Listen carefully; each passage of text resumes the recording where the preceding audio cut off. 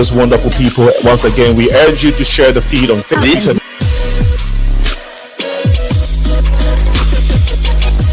Hi there, I'm Faida, and today we're going to be talking about the African diaspora in Mexico.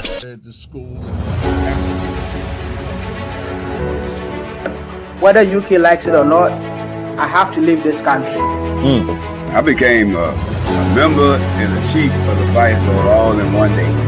All these guys wins right out of the north at Midway Airport. His father.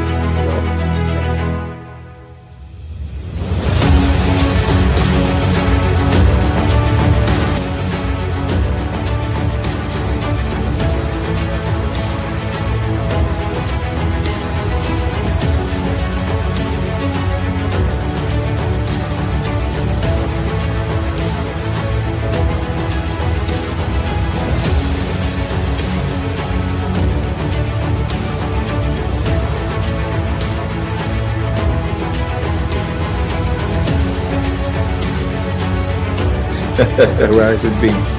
Okay, kids, we have had to come to an end of this beautiful set.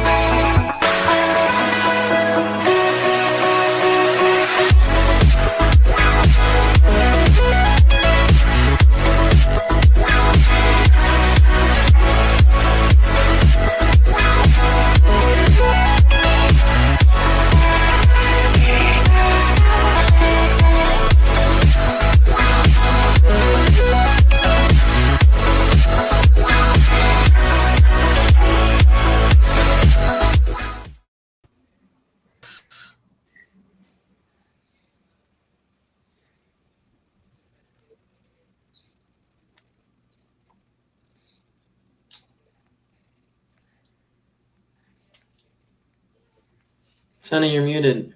Yeah. Said, Sonny, you're muted. bro. This is a great start, guys.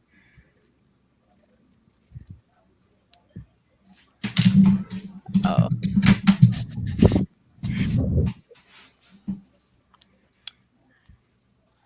Just gotta.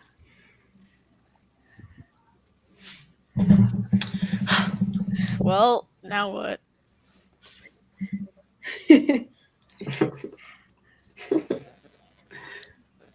Wait, is this scripted? Oh, well, not scripted. Is this pre-recorded? Ah, no, of course not. It's live. Come on. Whole They time. wouldn't. I am so sorry. I think I've been muted. Oh my god. Yeah, Great start, guys. Great start. We are very excited today, as you can tell, obviously, right? So it is February 2020, February 27, 2024. It is 6 p.m. CST right here in the studios of the Progressive Minds. We are located in the beautiful city of Chicago, and you are on the #1 community building show in the entire world. This is the Progressive Minds. We are live on Facebook and on YouTube. Once you are there, please share the feed so that we can collectively listen to this brilliant young people who have accepted, with actually their parents accepting, and they are both their parents and them accepting to be on the show to share their perspective on Black History Month. I would, as we always do here, please make sure you are sharing the feed whilst you're on Facebook and on YouTube so we can keep encouraging this page. Like the page on Facebook and on YouTube so we can keep encouraging these young kids as we go through this evening's program. In a little bit, I will be introducing all of them. Before I do so, you watched our ad regarding flyers, all kinds of graphic works that we also provide here at the Progressive Mind. So if you need graphic work, flyers, logos, websites, apps, contact Progressive Minds at info.progressiveminds@gmail.com. Info.progressiveminds@gmail.com. Alternatively, you can reach out to us on our social media pages, and we'll be able to provide you good quality service at a very, very affordable price. We will not fail you. You will not be disappointed. And so we're looking forward to your business. Send us all your graphic work requirements, websites, and logos to the Progressive Minds show. Actually, info.progressiveminds@gmail.com. Info.progressiveminds@gmail.com. Over the past week, we talked about working on the phone lines, and we are excited that it is now back active. So if you at any point want to reach us, please feel free to ring in. The phone line is on the phone. It's on the screen, on the top right corner of the screen. Feel free to reach out to us. Now let's go to our future leaders, our future CEOs, presidents, senators. And we will start from the top all the way down. We have first on the list is and I'm going to make sure that I'm pronouncing their names and their schools as well. We have AARAV KARNA. Let me put the thing on here. AARAV KARNA is a 7th grader at JFK Middle School here in Plainfield, Illinois. AARAV, it's a pleasure to have you on the show. The pleasure is all mine. Brilliant. And next to AARAV here, we have the next guest, a beautiful lady by name Sydney Dodd, and Sydney is also here in the state of Illinois. Sydney Dodd is a freshman at Bolingbrook High School. Sydney, it's a pleasure to have you on the show. Thank you. You're welcome. Next to Sydney is Giselle, right? Let's see where we can find her on the screen. Okay, so Giselle is also in the state of Illinois. Giselle Nanama, right? Yes. Okay, great. So Giselle Ama Gambra is a 7th grader at Brooks Middle School, also in the state of Illinois. Nanama, welcome to the show. Thank you. It's a pleasure to have you. And then we have next to Nanama is Zion, Mr. Zion, Zion MPUNDU. Is that correct, Zion? MPUNDU. MPUNDU. Zion MPUNDU is also a 7th grader at Argenta Oriana Middle School. Zion, it's a pleasure having you on the show. Thank you. You're welcome. And then lastly, we have, I think, did we lose somebody? I think we have ELEAZAR Penn. ELEAZAR Penn is also a sophomore at Homewood Flossmoor High School. ELEAZAR, he goes by Trey. Welcome to the show. Hey, how you doing? Good. Okay, looks like we have everybody. Central, can you hear us? Okay.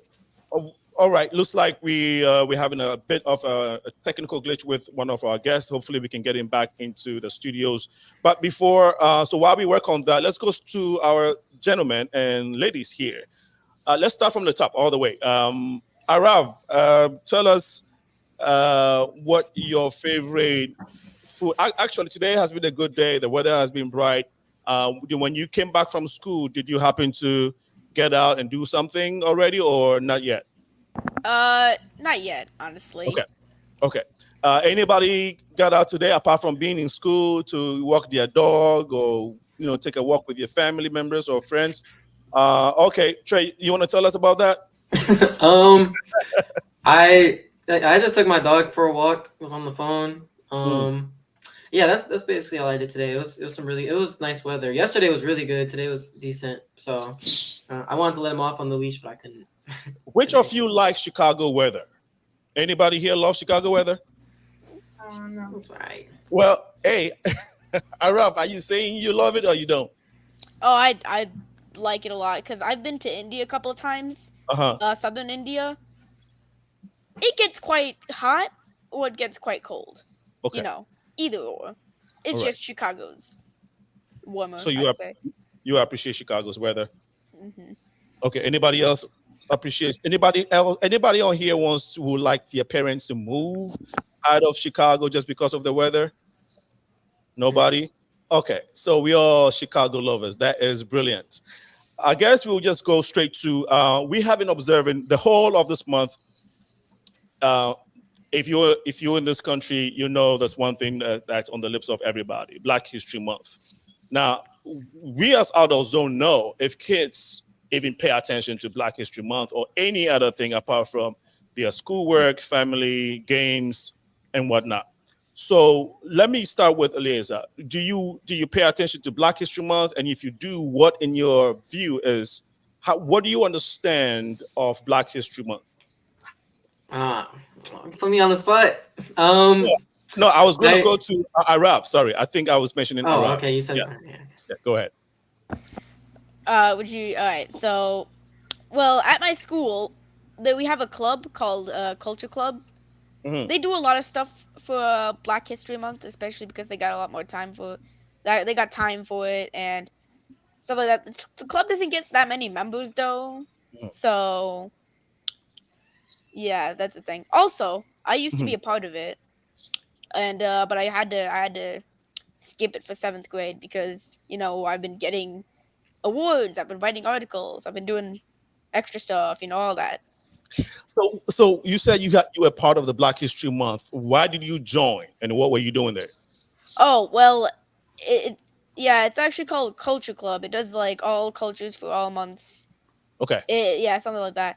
I actually joined it because my friend Daisha, she said, "Hey, I've joined Culture Club. It's a great idea." I was like, but I'll join it later. And she was like, no, join it now. I was like, okay. And eventually I just stayed in there for the entirety of 6th grade. And what did you learn from being there? I learned a lot about different cultures. I learned,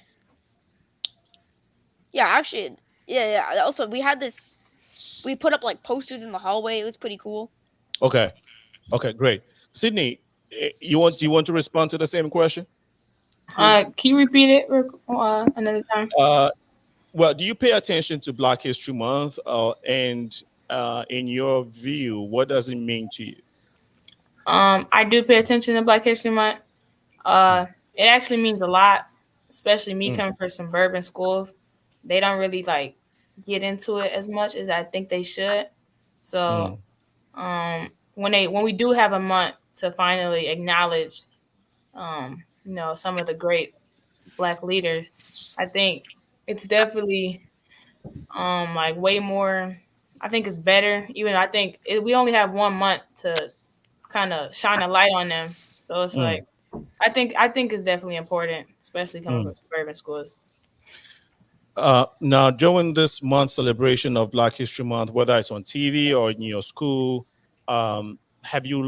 is there anything that stands out to you that you'd say, okay, I learned this about Black History Month this year? Sydney?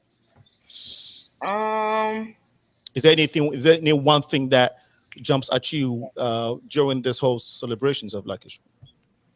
I think not really. Okay, we'll come to you. We'll come back. By the time we come back, you may have jumped at, you may have remembered or you figure it out if anything jumped at you.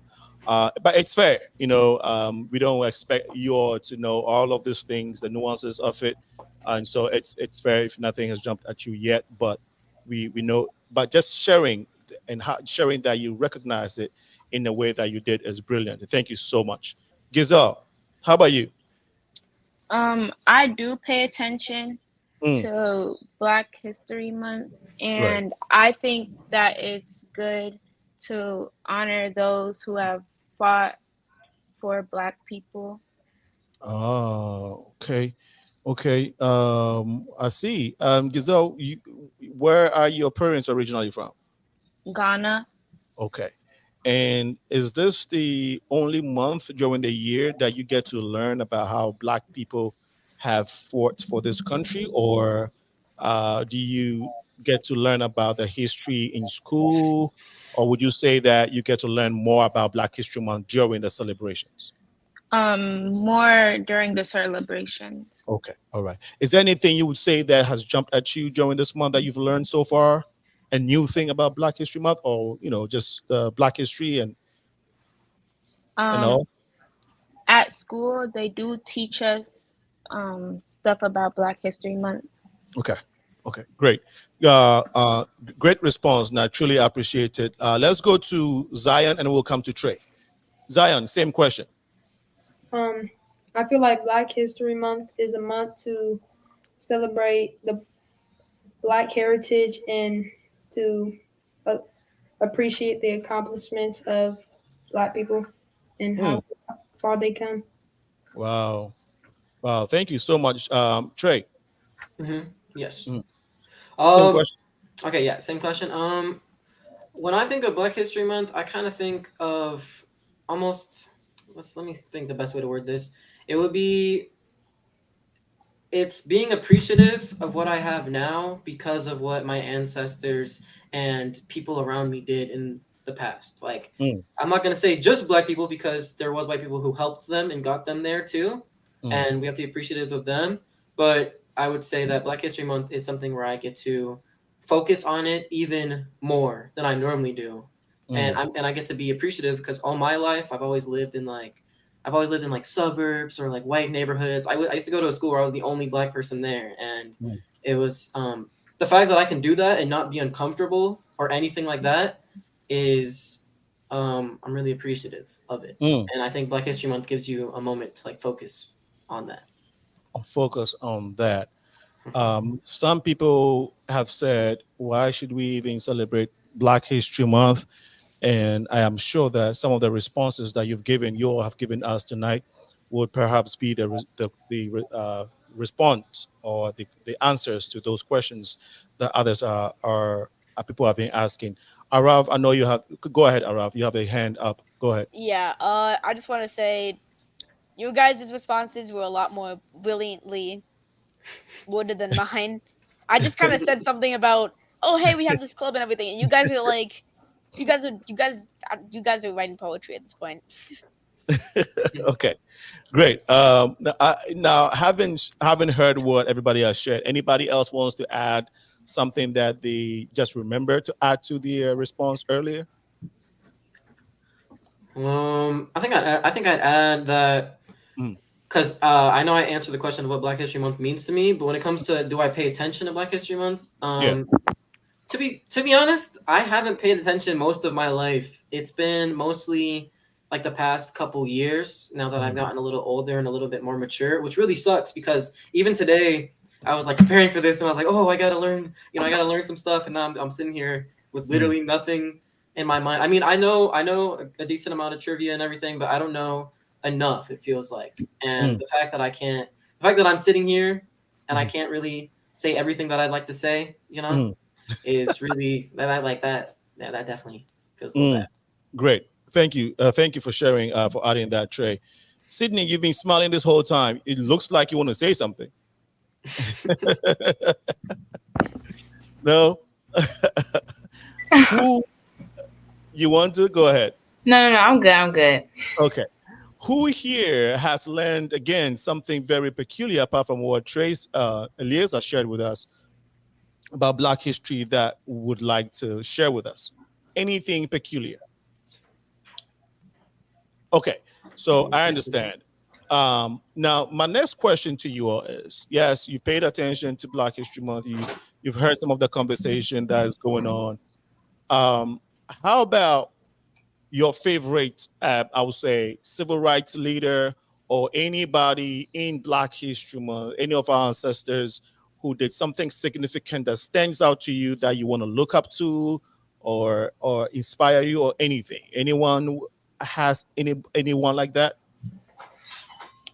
All right, go ahead, Arav. All right, so number one choice would quite honestly be Martin Luther King Jr. because, well, for one, I learned about him in school, and the second thing is I really liked his methods of protest, which were quite peaceful. Which I want to mention that it kind of sucks that I kind of I'm in kind of in this the same boat as Thames. Is that how you say your name? I think that's how you say your name. I'm kind of in the same boat as him. ELEAZAR? Yeah. I'm kind of in the same boat as him because I barely have paid attention to. I've learned a lot in the club, but you know, you forget stuff eventually. Okay. Right? So yeah, I Right. just gotta figure that stuff out again.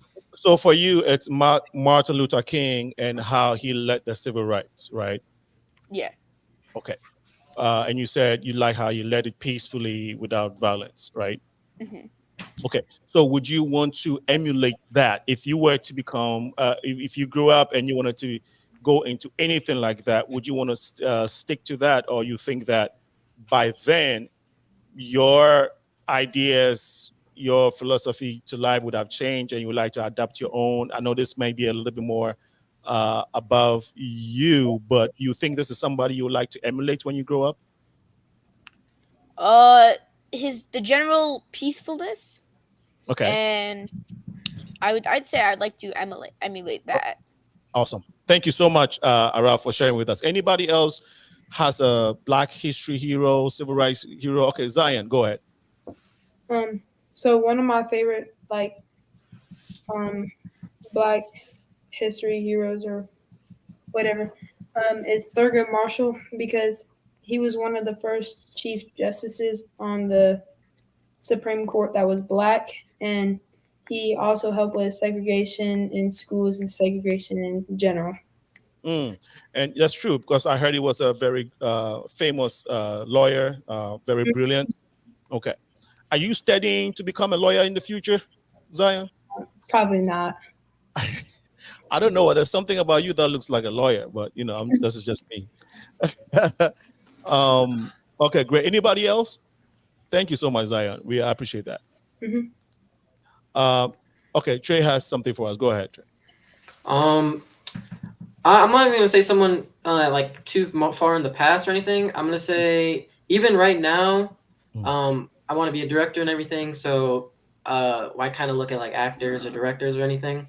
And someone that I really admire right now is Ray Fisher. He's a guy, and then another person like him would be like almost like Chadwick Boseman. That's a little bit someone everyone knows, but people like that where they're very decisive in the roles that they choose because they want to make sure that people don't look at African Americans as any sort of way, and they look at them as like what they are, which is like something to be proud of. Because he was in like Women of the Movement and everything, which is about Emmett Till, and then he was a dude who played Cyborg in Justice League, like stuff like that. It's just like I love actors and I love people that people can relate to now who like still try to show off that pride, you know. So those are definitely people. That's someone right now. Great. I'm saying. Thank you. Thank you so much. Zion wants to add something, and Giselle, please let me know if you have something to say. Okay, that way I don't skip you. Before we go to Zion, did you want to respond to something, Giselle, or maybe just tell us about your Black history hero? I have two, Martin Luther King and Rosa Parks, because they both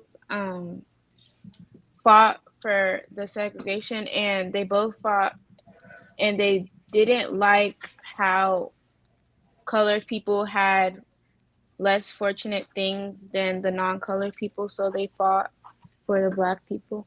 And how does that make you feel? I like that they did that. Does it make you in any way feel like maybe when I grow up I want to be like a leader who will fight for other people? Does it put that in your mind sometimes? A little bit. A little bit. Okay. So go ahead, Zion. Sorry, Sydney, did you want to respond to that too? Well, not necessarily like her favorite. I do like Martin Luther King, Rosa Parks, but I would say Malcolm X. I think I like his approach to it. I think he was assertive, and he stood for what he believed in. He didn't like take no for an answer. Yeah. Okay. If you ever had to do anything in civil rights leadership, would you take his approach? In certain things, I think yeah. Okay. I like how he made it clear that he knew what he was talking about, and yeah. He was very well read. That was one thing that also stood out with him. Very, very well read, very brilliant. So thank you so much, Eliza. Sydney, for sharing. Zion, go ahead. So to add on to my answer, my little brother wants to be like Thurgood Marshall. He wants to be a chief justice when he grows up on the Supreme Court. Oh, okay, okay. That's inspiring. How old is your little brother? 9, about to turn 10 in June. Okay, and also let me use this opportunity to remind our listeners that these are kids between the age of 13 to 16, and they're speaking very well for themselves, representing their schools, and more importantly, their parents and their communities very well. So I definitely would encourage you to show them more encouragement. The number is here, 815-277-5047. It has not been easy for some of them to accept to be on the show, as you probably, some of them, but to be able to muster the courage tells us that if we encourage the young ones, they will definitely lead the way and become these responsible leaders that we are expecting or looking out for them. So I want to put out there. It's 6:23 p.m. We are still talking about the youth perspective on Black History Month. We'll be talking to them shortly about some of their interests. Trey, you talked about you wanting to be a director when you grow up. Okay, so let's delve into let's try to see if we can give the opportunity to you all to tell us about what you all want to do when you grow up. We probably will come back to Black History Month a little bit, but for now, expand a little bit on that. Trey, since you mentioned and you started it, Trey, we'll start with you, and then we can go to your colleagues. Go ahead. So what I want to do, or what's the question? What you want to do, like your career? Yes. Oh, okay. So I want to be a director when I grow up. I love movies. Always love movies. Movies are a form of art. I'm not good at art, but movies are a form of art where you can put everything in one, and you can collaborate with so many people. And I think every type of art can make you feel something, but there's nothing that makes you feel the way a movie will make you feel after you watch it. So yeah, that's why I want to be a director. Did you watch a movie and certain characters in the movie inspire you at a young age to want to become a director, or this is just something you find yourself doing instinctively? When I was younger, I used to just I still love action and other stuff like that. So watching a Superman movie or Batman or whatever, Jurassic Park, all that.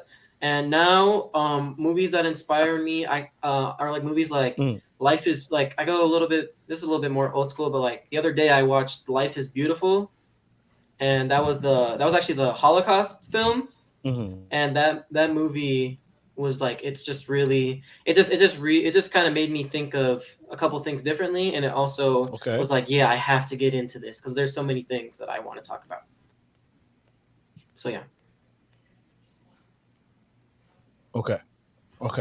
Wow, inspiring. Anybody else? Let's go to Sydney. Sydney is a freshman, right? Yes. Go ahead. I'm sorry. AARAV, you hand your hand up. Yes, sorry. Sydney, I'll come to you in a second. Okay, please. Aaron had his hand up. Go ahead. So yes, AARAV. It's kind of complicated, honestly. The number one would probably be engineer.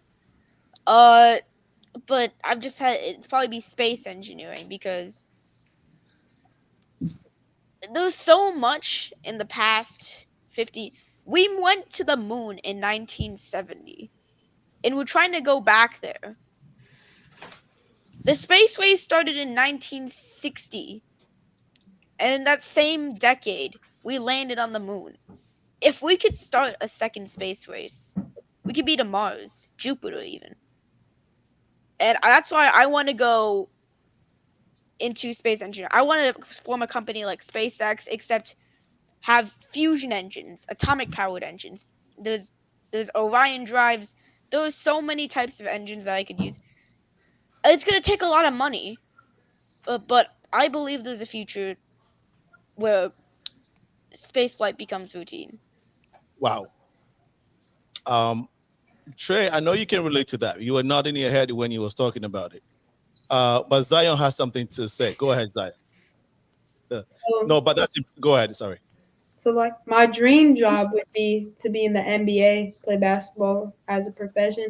But if I would have to pick a job, I would be an anesthesiologist. So that because well, of course it brings a lot of money home, but I just I like being like I just want to be a doctor, and my mom's a nurse, so it's been around me all my life. Mm. So you'd like to be a doctor, and okay. So if you were to go into the NBA, Mhm. is there any player there that you would like to emulate or that inspires you?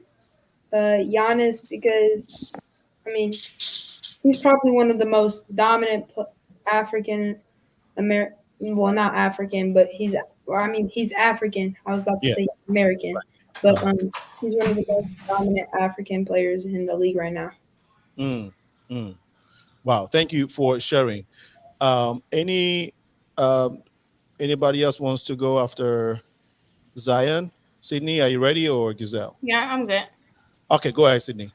My dream job Mhm. when I was younger, I think it's always been before I got into sports or anything. I think it's always been to be a dental hygienist. I just think like usually when kids say, "Oh, we got to go to the dentist," when your parents say you got to go to the dentist, it's like you don't want to do it.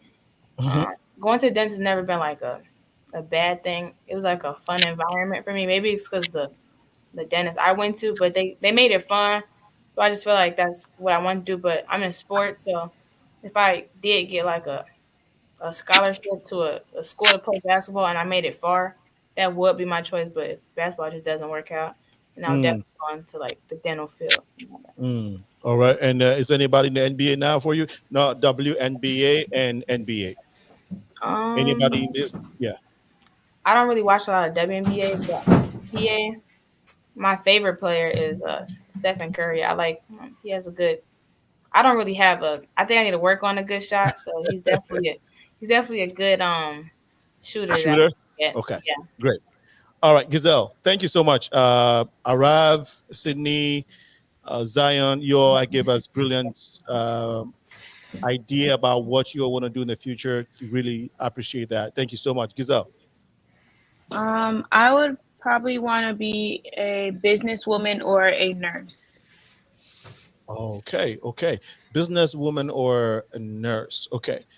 Is there anything about business? What is about business that inspires you and want you to be and wanting you to be doing that when you grow up? I just like handling my own things Uh-huh. and Being your own boss? yeah. Oh, okay, okay, okay.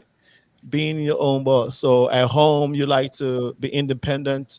Your parents say, "Hey, Giselle, these are the things you have to do." You come home, they don't have to remind you. You go ahead and get them done.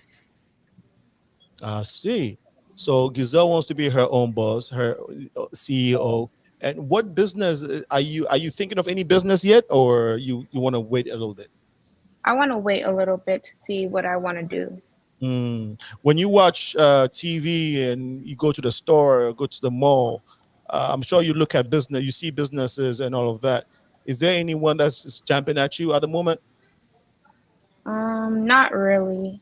Okay, all right. What is it about nursing that you like, or that inspires you or piques your interest?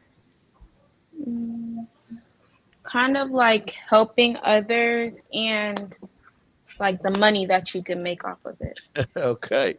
See, everybody's thinking money. That's is there an amount that you would like to make when let's say you were an adult and you're working?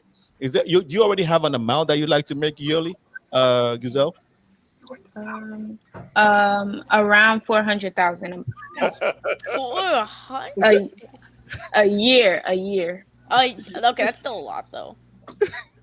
I Hey. got a $3,000 gaming PC right now, and my dad makes $200,000 a year. Okay. All right. So how much would you like to make yourself, Araf? Well, actually, that's kind of complicated question. I'd have to maintain business expenses, employee benefits, all that stuff. Uh-huh. I'd say with asteroid mining, because you could get a lot of money off that. I've been researching about that a lot recently. Okay. Some asteroids contain at least like $1 million. If I could make an asteroid mining industry, maybe even mine on the moon, Uh-huh. $2 million a month, A month. maybe, Well, maybe. well, so why were you seeming to be reacting, in a way towards Gazelle says she wants to make 400 a month, right? Gazelle, is it a month or a year? A year. Okay, she said a year, and you want to make $1 million a month. That look, Now that you say it like that, no, it no, does sound look, incredibly stupid. no, it doesn't sound stupid. It's just impressive. To be honest, it's impressive, and I want that for you. To be honest, let's manifest it. Let's speak into it. Okay. Yeah. Now, here's the thing, though. Before you actually asked me the question, I was thinking of it as in like a now perspective. I don't know why I did that, but now that I okay, yeah, okay. See, I don't know why I did that. no, the sky is not even the limit. Somebody is saying Deanna said the sky is, so go for it. Sydney, any do you have any amount in your head? Your friends are calling 400, 1 million. Okay, so I think I want enough money to have enough like money.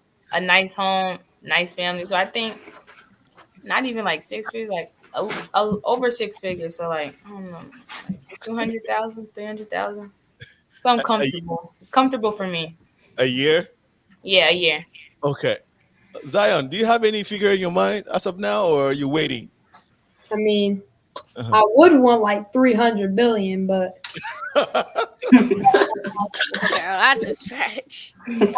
probably like 300,000. 300,000 a year.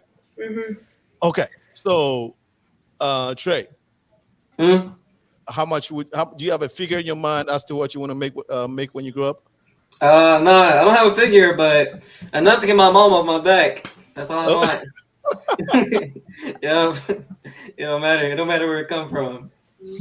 Zion, so let's say you're making $300,000 a year or even more. Is that you have a favorite car now? A car? Yeah, do you have a favorite car? A 1969 Dodge Challenger. Okay, so that'll be the first thing you'll buy. Okay, and then you probably get a house here, big house. Would you get a house in Africa? Yeah, probably. Okay, your father told me that he took you to Africa recently, right? This summer. This summer. I'll let you tell us your experience with that. But wow, you guys are very impressive. Anybody else has one thing they will purchase the first time they make their first million a month? Who's purchasing the next Lamborghini or something? Go ahead, AARAV. I really want a Tesla. All right, I really want a Cybertruck. Okay. I'm gonna buy a fleet of Cybertrucks and put them on Mars. Okay. Okay. I need you to tell us about your article you wrote about. Was it NASA? I'd like you to tell us about that article. Oh, was it Israel or NASA? The article you wrote for Global Eye. Okay. Can you quickly tell us about what the article is? Okay, I'm gonna assume you mean Israel. So, that article was actually about a recent mission. Okay. I completely forgot what it was called. All right. While he's looking for it, we want to remind our listeners that these kids are very brilliant, and I'm very impressed with these things that they have in mind. Now, Zion, does your father know that you want to make this up? Does your parents know you want to make this amount when you grow up? Yeah. Okay, great. That's good. So let's take some of the comments that have come through so far while AARAV is researching his article to share with us. Dion says, Dionada says, the sky is the limit, young scholars. This one is from Neon Dixon, but it's not their fault. It's the schools not pushing the agenda. Okay, I think that has to do with the Black history. Thank you, Dion. And Neon says another comment. He says, this is very informative because from what I can see, the kids really don't know much about Black history, and that's a testament to the lack of the teaching in the schools. They know their basics, but they need to be taught more for sure. Okay. Thank you so much for sharing those comments.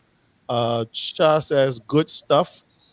And Royal Black Jesus says, good job, Alinko. Black Jesus, I need to connect with you. Thank you, my brother, for chiming in. I don't know if I'm sure you were in Ghana. I'm sure you were in Ghana. It's a pleasure seeing you on the platform, Black Jesus. Go Z, and this is from Prestige Wellness. We will go to, so per the comment that, okay, so somebody just asked the question, Zion, how was your experience in Africa? Go ahead. It was fun. I got to see a lot. I went to Botswana. I got in South Africa and went to Zambia. In Zambia, I got to see Prestige, which is my dad's business, and it's like a hospital. Um, when I went to Botswana, I got to see a bunch of the animals and like the wildlife there. And then I went to South Africa and I got to see Nelson Mandela's house, and I saw like the gunshots and stuff that the bullets that were in his house and like where he lives. Wow. What did that experience, thank you for sharing, Zion. What did that experience do to you? I mean, it just showed me like how he was treated and like how I don't know how to explain it, like how like in that time black people were treated and like how it wasn't like a very good time for people to be living in at that time. Right. And what is this the first time you had been to your father's country? No, I went when I was like 3 or something like that. Okay. 3 or 4. All right. And what's the name of the village, if you remember? I know it'd be difficult because the African names, this village names are strong ones. So I know it might be difficult for you to pronounce. I don't really remember like the exact village, but I remember like in Ndola and Lusaka and all that. Those are the major towns, right? The cities. Yeah. Okay.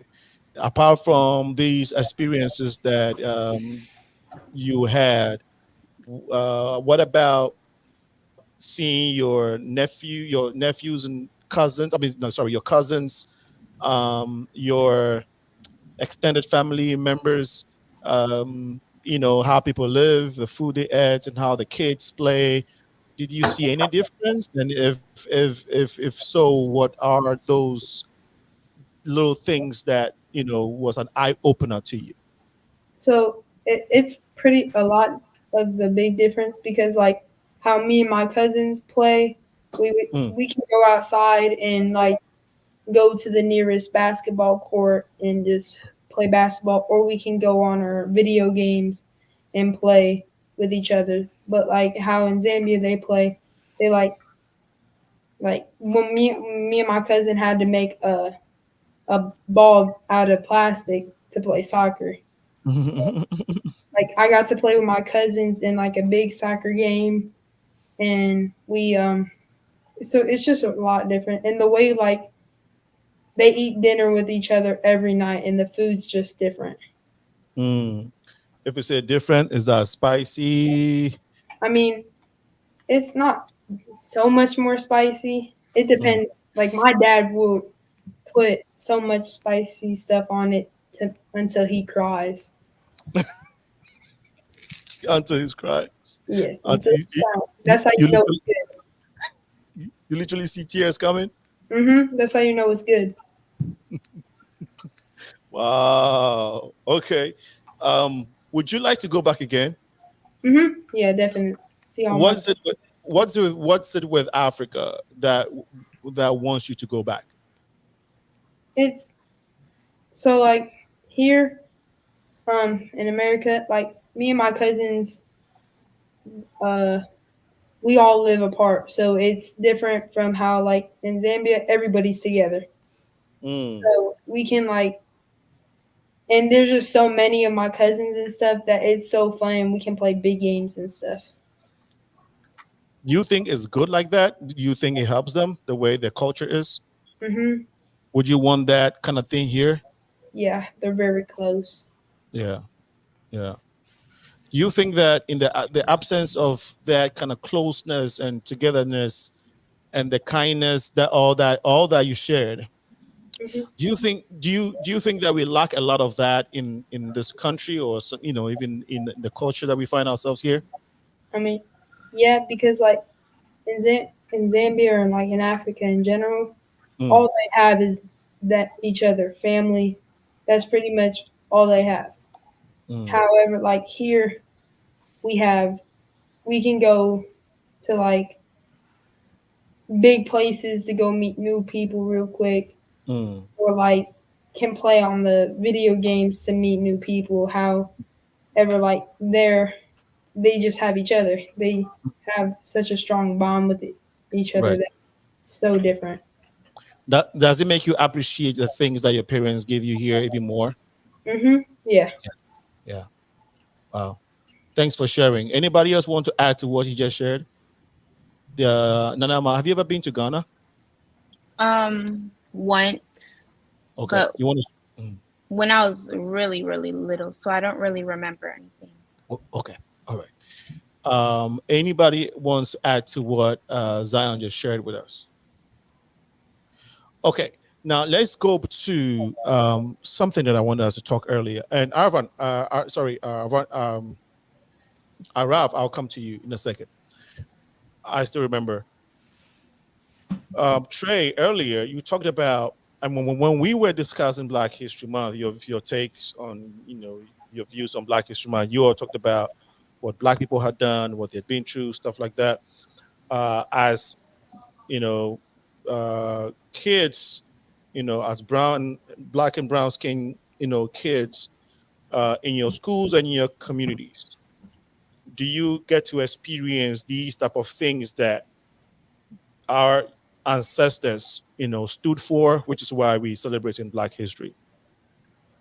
Do you experience this while you go into school with your friends and with people? Are you Yeah. asking like the things that they fought for? Do I have them? Is that No, you? do you have you guys personally experienced indiscrimination just because of how you look in the areas or the schools that you go to, and when you guys are outside, have you had any type of experience where you felt out of place as a kid with a brown or black skin? Mm. Now, I felt Zion out had of. Zion had his hand up, so let me go to him. Trey, I'll come to you. Zion, go ahead. So all my life, I've grown up in the suburbs. Like at one of my old schools, I was in a private school, so I was one of the only black kids, and I didn't get another black kid until I was in 5th grade, and they weren't even in my grade. So Okay. it was different because like they didn't celebrate it as much as how they like American history, and like they don't celebrate Black history as much as like they should. Mm. Okay. Trey, thank you so much, Zion. Trey, go ahead. I don't know if I've ever felt just like someone, or I really felt like hate coming off of someone, but I've definitely felt where, especially like places where I used to go to like white schools and everything, there's definitely places where I felt out of place, like where it's like there's all these white people, and you just know, even if they don't say anything or whatever, you know when somebody treats you like everyone else, and when somebody treats you like you're here, and we just have to accept the fact that you're here. So I've definitely felt like that before, but I've never felt, I guess, like hate or anything as bad as they felt in the Right. past. Okay. So yeah, that's definitely how I feel about it. Yeah. Thank you so much for sharing. Sydney, ELEAZAR, and Arav, do you guys have any peculiar experiences like that? Personally, no. Okay. All I'm right. I'll kind of in come the to you. same boat. Okay, Arav. I'm sorry. Thank you, Arav. Sydney. I have experienced some things like that, like even going into stores, and it's like somebody's just constantly following me. Like for no reason. I'm just a regular shopper. Or my school, well, the school right now that I've moved, I'm in a different environment with more people that look like me. But like, my other schools, definitely, I'm usually only the black kid in the class, band class, all stuff like that. And like, just people, I hear people say certain things, or like even notes being passed, and then you say something and it's like teachers don't do nothing. So it's definitely like not looked at. Like, definitely kids say a lot about like black people and all that, and they just shrug their shoulders a lot. How does that make you feel? Pretty frustrating, because even if you do say something, it usually always will come back to you like, oh, so it's very, very frustrating. Very frustrating. Thank you. Go ahead. Go ahead, Trey. Just to add on to that, sometimes it's even if you go to a school with all white kids, and they could treat you, they could love you at the school, and they could love, but sometimes it's even the principal. Like, it's like, okay, so even if there's no discrimination, and I just feel like I stick out like a sore thumb, the fact that I feel like I stick out like a sore thumb in and of itself is a problem, because it's like the school that I go to, if I'm going to an all white school and it's a school where all the successful parents bring their kids to that school, why am I the only black kid at a school for successful parents bring their kids to? Why aren't there more, like, if we've pushed for all these things for black people to become more successful, why don't I see another black kid at the school for all the successful kids? That's something where it's kind of like that. So even sometimes they have no hate for you, but the principle of you not being of you feeling like you're different in and of itself is, it's bad. Right. Giselle, have you had any type of experience like that? No, not really. Not really. Okay. Thank you all for sharing, and I think that it's good to know these things. This is the society we find ourselves in, and it's good to hear from you all how you have been navigating through some of these challenges. And so we really appreciate you all sharing. In a little bit, I want to remind our audience that at 7:30 we're going to have Dr. Paul, who is the president of the Haitian Heritage. They are going to be on the show around at 7:30, right after we're done with our great youth, our great leaders, our future leaders. So stick around with us at 7:30. We would be transitioning to talking to them. Now, let's talk about parents. What are your expectations from your parents, kids? Let's talk about that. Sydney, as a young lady who's going to school, you have your basic needs, but as a child to your parents, do you have any expectations from them? And what are those, if you want to share with us? Expectations. Think a parent who listens, who doesn't like always just like one-sided, like somebody who listens to both, like hear my suggestions or hear my thoughts. I think that's important. Yeah, your suggestions and your thoughts. You think that a lot of times parents or old people, grown people, don't think that you guys have any thoughts or bright suggestions to make? Do you feel like that sometimes? Yeah, I think, especially as the black community and parents, I think we definitely go off of she's older or he's older, they're right, and they don't really listen to the children a lot. And that frustrates you? Yeah, it does. And when you experience that, how do you vent, or how do you do you have an outlet where you channel that frustration? Yeah, cousins, siblings, we all go through the same thing. All our parents, it's pretty like normalized. I think Wow. we just vent to siblings or whoever goes through the same thing. Okay, so you would want them to listen to you more. Yep. Okay. Wow. Thank you so much for sharing, Giselle. What I expect from a parent is somebody who cares and loves their children and treats all their children like the same way and not favorites one particular child, and Right. they pay attention to their child's emotions and the way they act. Child emotion and the way they are. How many siblings do you have? 4. Four. No. Okay, 4. Okay. And do you share the same sentiment with Sydney? What'd you say? Do you share the same sentiment with Sydney that you don't feel like you were heard a lot with your parents? Is that the same thing for you? A little bit. Okay, I'm sure daddy or mom is looking at you, so you you have to be mindful of what you're saying. So I know your father, so Mr. Gambra, Danama says you should listen some more. Okay, so no, thank you so much for sharing. That is very important. Zion, Mm-hmm. what about you? Do you? Oh, sorry. Arav had his hand up. Go ahead, Arav. Yeah. So tell me if you want me to like share this later, but I finally got the article up that you were asking for earlier about NASA. So Okay, so let me get Zion's Yeah. response about his his expectations from his parents, and I'll come to you. Okay. All right, Zion, go ahead. So I feel like expectations from a parent, you should be like able to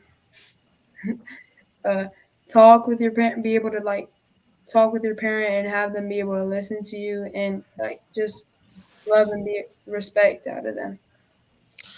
So, how many siblings do you have, Zion? 2. It's just me and my brother. Your brother. Okay, and you feel your parents listen to you a lot. Mm-hmm. Okay, that's great. That's great. But you think they should do more of listening? I mean, yeah, sometimes I feel like they don't listen to me, but like a lot, they'll listen to me a lot. Okay. And so when you are frustrated with something, you probably call your aunties or some of your uncles to Yeah, vent. probably my cousins, my older cousin, because he's like an older brother to me, so I'll probably call him about it and talk to him. Okay. How old is he? 20 now. 20. Okay. And Mm-hmm. and then he talks to you in a way that you can understand, you can relate, right? Mm-hmm. And then he calms you down. Yeah. Okay. Right. Um Trey. Oh, expectations. Expectations from our parents. Expectations from parents. Honestly, I think my mom has surpassed a lot, if not all of my expectations. She's done a really good job. But I think at the end of the day, I guess the thing that I would expect from all parents or most parents is to just steer your kid in the direction that God called for him, or the direction that their destiny is supposed to be. So I think that it doesn't matter how much you have or anything. It just you work with what you got, and you got to try your best to shape them into being as great as they're gonna get, or as great as God wants them to be. So I think that's the main objective of a parent. Thank you. And thank you all for sharing. Giselle, what do you love about family, and how important is family to you? Family is important to me a lot because I'm surrounded by a lot of my family, and I really love, like, some of them are not in the area that I live, but some are, and I get to see them sometimes. Okay. Okay. So family is very important to you, and I'm sure family is important to everybody here. Yeah. Okay. Yes, sir. Now I've been with I have nephews and nieces. I've been a child before, and sometimes we when we're very young, we don't always listen, and when we go wrong, we don't feel like saying I'm sorry and I apologize. What do you all think about that? Is there a need to go to your parents to do that when you feel you're in the wrong? Has that been a challenge to you all? I just want to get a perspective about that. Anybody wants to respond to that? Okay, Zion, go ahead. So I feel like it helps build trust with your parent. Like if you need to say sorry, or like just might make them feel good that you're saying sorry to them about like whatever happened. And I do struggle with this. I defend myself when I get in trouble.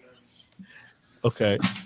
So you said you were guilty of not saying sorry. Basically, that's what you're saying. Hmm. Okay. Anybody else struggles to do that?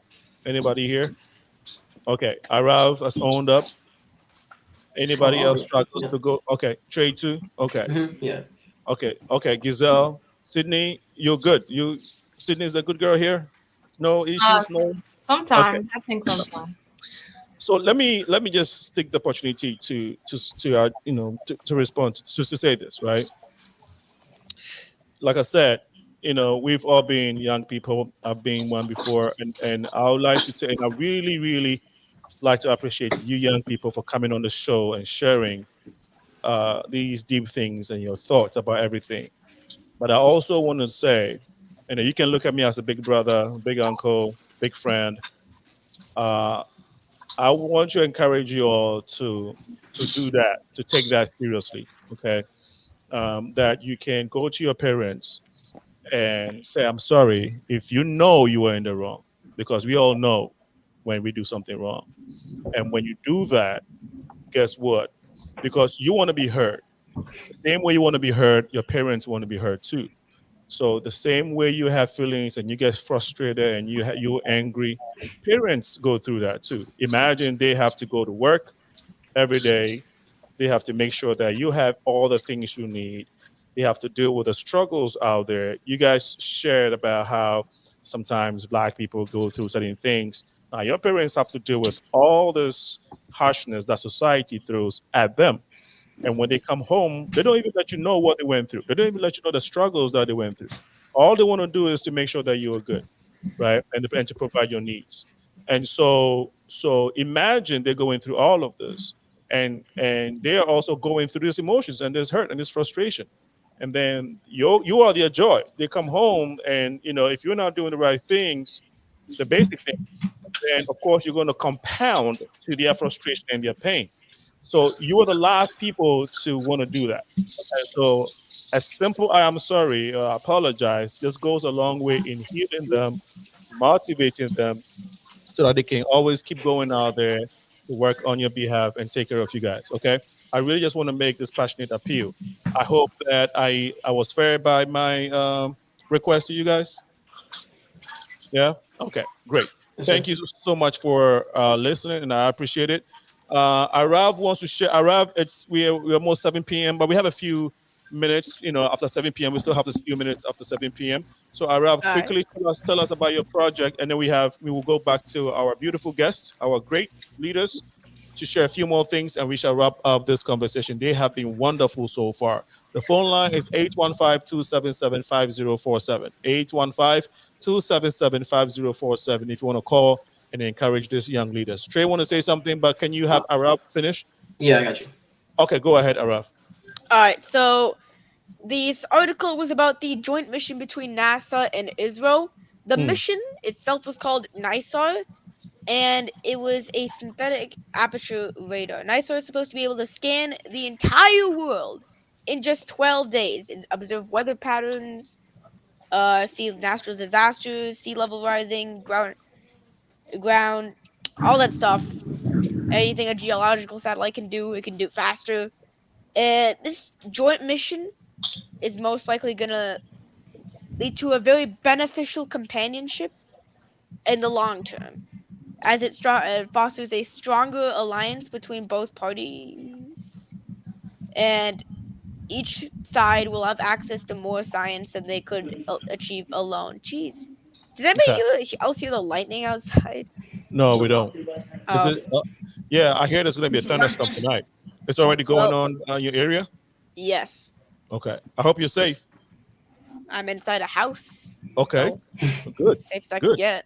Well, that and parents are around too, so I'm happy for you that everything is good. No, thank you so much, Ara, for sharing. That was very educative. And that's very deep, to be able to even conceptualize that and put it in writing. Very impressive. Trey, go ahead. I just had a question because I don't know if we're on the way to wrap up or anything, but I was go ahead. I was looking at some of the comments and stuff, and I was just hoping, like, could we actually get to answer some of the questions that Yes, they you're right, had Trey. in the Thanks. Yeah, so Trey is not only a guest on the show, he's also an executive production assistant. You can tell already. You see how he's directing stuff. Okay, so let's go to the comments.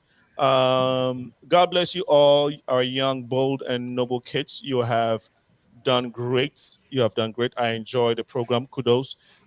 This is from Rebecca. That was from Ella Obaya. Thank you so much, Ella. This is from Rebecca. She says, "This is a great show, kids. A big shout out to you all."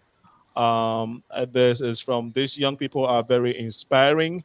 And we have, yes, the culture, the schooling, and church play a major difference in what we see with the youth here in the US. What I saw in Rwanda was mind blowing and heartbreaking, knowing that the youth here is experiencing, the USA government is failing our children. If anybody has some noise going on in your background, can you please mute your thing? Thank you so much. Let's see here. None of my grandma is so proud of you, all that you are doing, and all the friends. Okay, so grandma is saying great job to Nanama and all the friends on the show. Thank you so much, Rebecca, for chiming in. This one said, Neon says, do any of you guys know of a Black person who you believe that should be included in Black History Month, but it's not? Brilliant question. I think this is what got it. Answer. Yes, go ahead. I see there's a couple questions this guy has, and they were all really good. Okay. For me, I say Ida B. Wells probably is someone that I would think of off the top of my head. Emmett Till. So I'll just go into a little thing about both of them. Or actually Emmett Till's mom. I can't remember her name off the top of my head, which is disappointing. But Ida B. Wells, she was like Rosa Parks before Rosa Parks. She got stopped. Well, she was on a train with the white people, and they were like, "Oh, it's segregated. You can't do that." And she got stopped, and she bit the person's hand who was trying to pull her off the thing, and everybody celebrated when they pushed her off the train cart and everything like that. And she was doing this almost 100, if not almost 100, if not 100 years before. She's someone that I definitely think should be taught more. And I would also say Emmett Till and Emmett Till's mom. I'm not going to say too much about it because it's something a little graphic, but for the most part, I think those are definitely two Black people, or that I think should be taught more in African American history. Thank you. I think anybody else wants to respond to that question? Okay. Trey, from your submissions, you clearly have you are exhibiting tendencies of a leader, if not a political leader. Do you have any aspirations in these areas? I don't know if I want to be necessarily a leader in anything like this, but I also do understand the value of history. History is something that we take in. It's you look in the past, and you're looking in the past to shape the future. You don't want to make the same mistakes people have already made 300, 200 years ago. Right. So I think history is something that should be definitely taken into more accounts. You should be able to look at the history books and look at what people have done to you, look at what people have done for you, look at what, the reason why you have what you have and the reason why you don't have what you have. And you should be able to take that, and you should be able to progress without making the same mistakes that they made before. Because what other reasons do they write the history books then, if not to teach you to not make the same mistakes? Sydney and Giselle, how would you like to respond to what Trey just said? Giselle, does history mean anything to you? Yes, it means a lot to me. Okay. What would you like to know about your own history?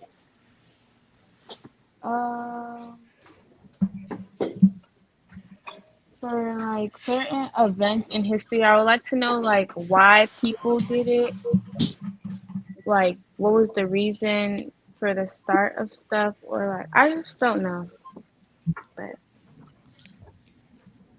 I'm sorry. Go ahead.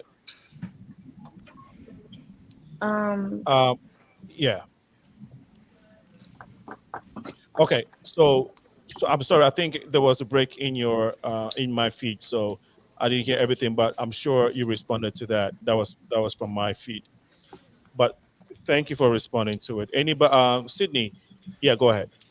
Um, I agree with Trey. I think history is very important. I think, especially the academic leaders, I think we focus a lot on like the new or like Black Americans, but we kind of don't get into like the like Africa or any of those leaders. I think like even where we originated from, because slavery and all that, how we got taken from our home. So it's like we really don't get into a lot of like the original like hurt of all of that. So you would like to learn more about your connection to the continent of Africa? Yeah. Okay. So if you don't get that from the schools, how else do you think you can learn that? You now want to go to mom and say, "Hey, mom, go get me some African history books"? Like even research, more research on stuff. Mhm. Okay. No, that's very impressive. Thank you for sharing, Sydney. Really appreciate it. Uh, Zion, you want to add to that? What was the question again? The question is, how much is history important to you? It's Knowing important. your own history and how. Go ahead. Yeah, knowing your own history as a kid whose father is from Africa, and of course you're American too, but knowing more of African history and how it relates to other blacks everywhere, and just humanity in general. Um, it's very important because I learned both sides of my family, and with my African side, I would like to learn more about like how like our name originated, like how the family started out and stuff. Mm, Because I have a very big family. very, very big family, right? Hmm. Okay, thank you so much. I think that we have touched on the things that we needed to touch on today. If I missed anybody's question, I think we have a comment here that I want us to look at.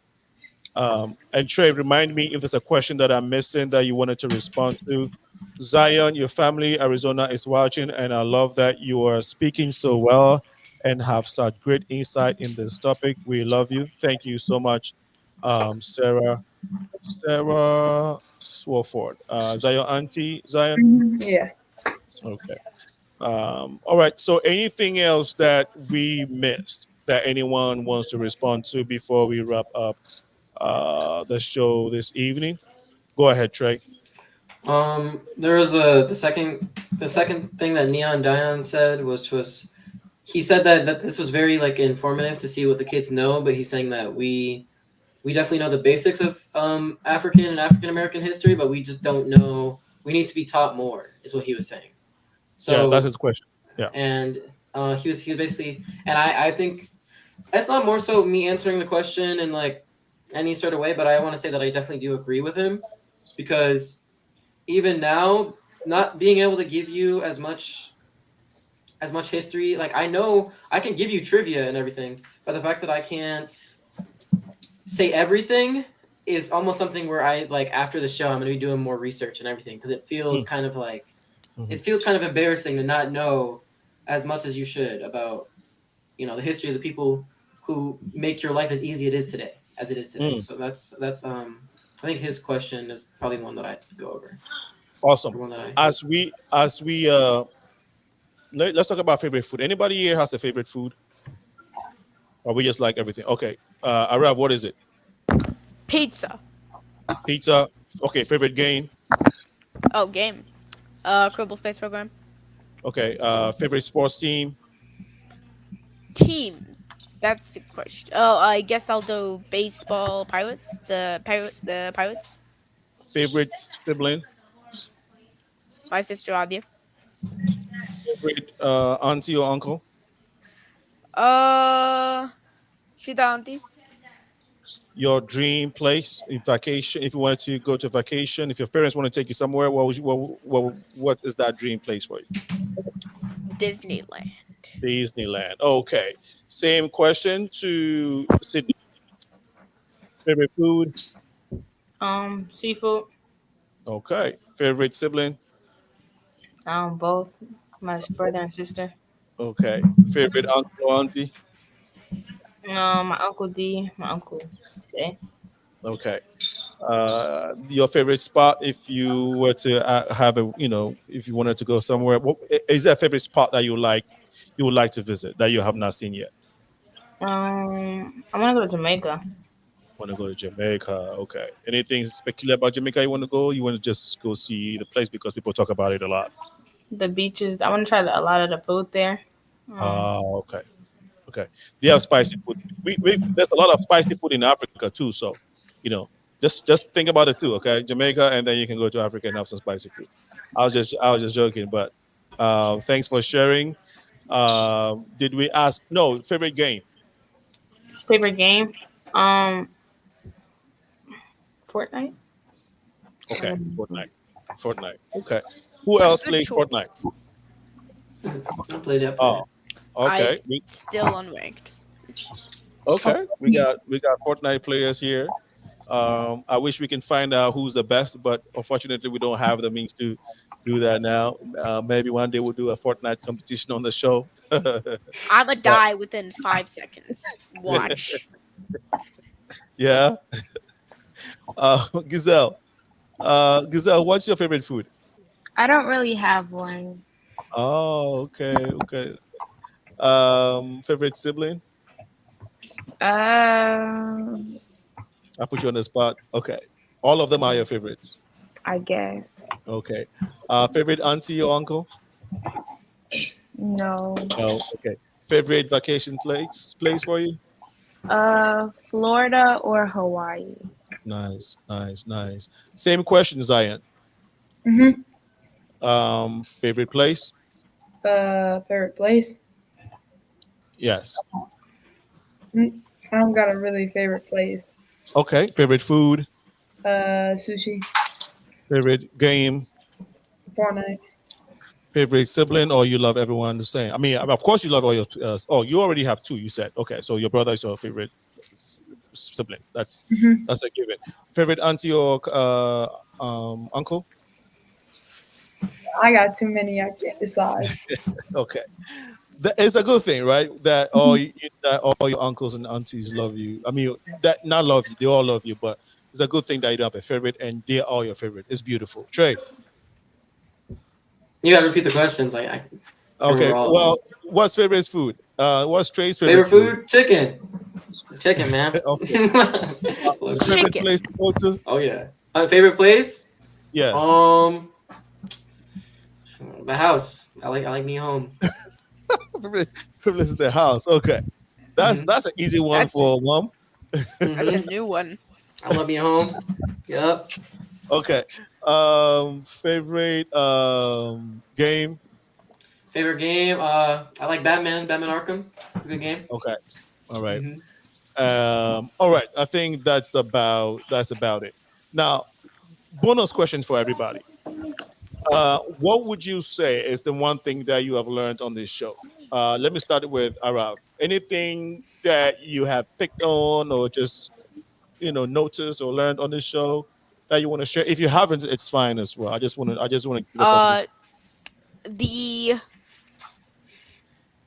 what was that? What was her name? It was the woman who bit the dude while she was trying to. Oh, Ida B. Wells.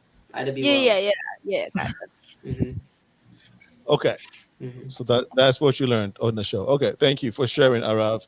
Sydney, is there anything that you learned today? Zion said it. He was talking about I think the first man to go on Supreme Court. think he was a man. Third grade Oh, Marshall. third grade Marshall. Okay. Giselle, how about you? Um, I think I learned like everybody else's perspective on things and how they like say their thing. Okay. Zion. Probably the same as AARAV. The I forgot the name again. Oh, IDB Is Wells. that IDB Wells. Yeah. okay? Now, after this show, would you all say that it'll be very important for you, or in addition to your studies, to do a little bit more digging into, just your history in general, just learning more history? Yes. Yeah. I think that's Yes, important. sir. Okay. All right. Well, I'd like to thank you all for taking time to be on the show. We just enjoy being with you and learning from your perspective and getting your ideas and hearing your insights and perspective on everything that grown folks think about, because they don't only our society don't only affect things in the conditions in our society don't only affect grown folks, it affects you guys as well. And so we'd like to hear your views on them. And so we really want to thank you all for coming. Hopefully we can engage your on the show again, and discuss other things, including family.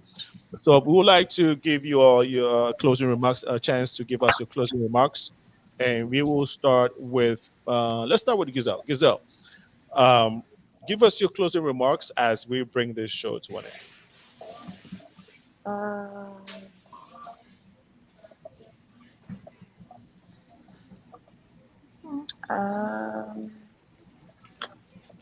Remarks. Yes, like what would you want to say after everything we've discussed today? What would you want to leave? And if I know your parents are watching, if your siblings are watching, what would you want to say to them? Even your friends, if they watch this show, what would you want to say to them as we close out on our conversation this evening? I'd like to thank them for like always supporting me in the things I do and always being kind and respectful to me. Okay.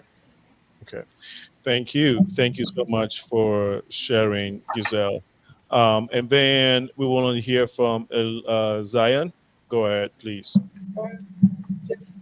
Thank you for watching. No, I don't know. Okay. Any you want to say hi to your brothers watching, or your aunties and uncles are watching? You want to say hi to any of them or all of them? Hi, TT. Okay. TT, hopefully TT is watching, and Sarah, go ahead. That's her. Oh, okay. I love that the children aspects can help the adults learn what we can do better. Thank you so much, TT, Sarah, for sending this in. Keep up the great work. I really enjoyed the show. Please research your history, and you will be glad you did and understand why it wasn't taught in school. You all come from greatness. Man, this is very, very powerful. Susie, thank you so much for sharing this. Thank you so much for encouraging the kids. Okay, so we're still taking closing remarks. It could be just saying hi to your siblings, your cousins at home, or your friends. So feel free to share anything you want to share at this moment while we bring the show to an end. Sydney? I say thank you for having me here, and thank you for the people. No, sorry, please go ahead. She just told. Oh, you didn't hear? Wait, are you talking to me? Yes, I think we lost you for a second, so you can. Sorry. Yeah. I said thank you for having me on the show. It was definitely learned a lot, and thank you for the people who's watching. Thank you. Okay, Trey is still here. We hear from since Trey today stood out as.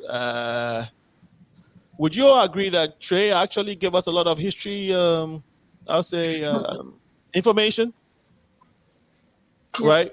Okay, so if we're voting for the leader, the civil rights leader on this show. Okay, let's say we're voting for a civil rights leader on this show, right? Who would you give your vote to? I mean, of course, this is just on the light side, right? Let's start with Giselle. Who would you give your vote to? Trey. Okay, Trey. Okay. How about you, Sydney? I say Trey. Okay. Zion. Trey. Okay. Arav. Okay. If I say anything else, I'm outvoted, so I may as well just go with Trey. Yeah. No, stick with your guns. Arav votes for himself, so brilliant. Yeah. That's good. And Trey gets to vote for himself or not too. So Trey, who would you give it to? Civil rights leader. I probably give it to myself for today's show. For today's show, yeah, I give it to myself. But okay. Hey, everybody in here has greatness in them, and Rob is out here talking about stuff that I don't even. It sounds like he's speaking a different language to me, and I'm really happy. Grateful is it a political debate now? Are you serious? No. I'm not talking about politics. I'm talking about like what you're talking about with like space and everything. I mean, the only thing you said today that even made sense to me was Kerbal Space Program. That was the only thing. Oh wait, you actually play? I don't play it, but I know I have friends and everyone who loves playing that game. So yeah. Dang it! Well, looks like I've failed this. I failed this thing. Dang it! Okay, well. No. Once I come back, though, I'll actually be talking about something important. You watch me. Everybody in the chat right now, watch. Can you give us a gist of what that thing that you were talking about? A gist of it. Which one of us? Oh yeah, who are you asking? No. Arav, you said when you come back, you're going to talk about something important, and I'm saying, can you give us a gist of what that thing is? I'd say the next time I come on the show, I'm probably going to research the topic. No, I have researched the topic for this particular instance, but the thing is, my sister and my dad have been like drilling me over and over. They're like, okay, do this. You gotta speak more like this. You know, do that, do this. And I'm like, okay, chill. They're people. Mm-hmm. So I guess we'll just have a nice dialogue on history, community issues, and we'll set a stage for Trey and Arav, just the two of you. Okay. I wanted to say my closing too. I first wanted to say before you say your closing, Zion wanted to say something. I want him to get it out. Go ahead, Zion. My dad wanted me to say shout out to him and shout out to Burner Boy and the podcast. Okay. Thanks for doing that for that. I think that's very important. So we appreciate that. Last comment before Trey gives his closing remarks. I'm very proud of each and every one of these young people. Keep up the great work. This is from Ted Thompson.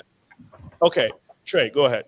All right. I want to say thank you, Senna, for letting me be on the show, and I appreciate that a lot. I also wanted to say that I hope I do get to be back on this show. I don't care. You can ask me anytime. I love talking about stuff like this.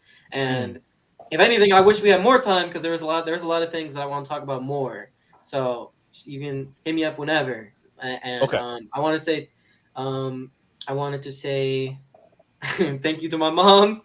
Love you, Mom. I know you're watching. And I just wanted to say that. So thank you.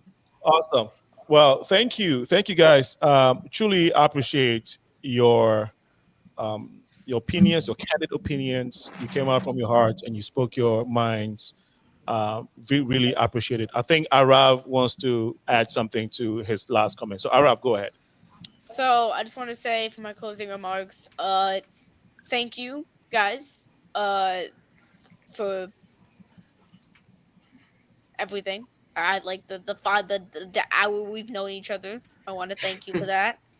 I also want to thank Senna for bringing me on the show.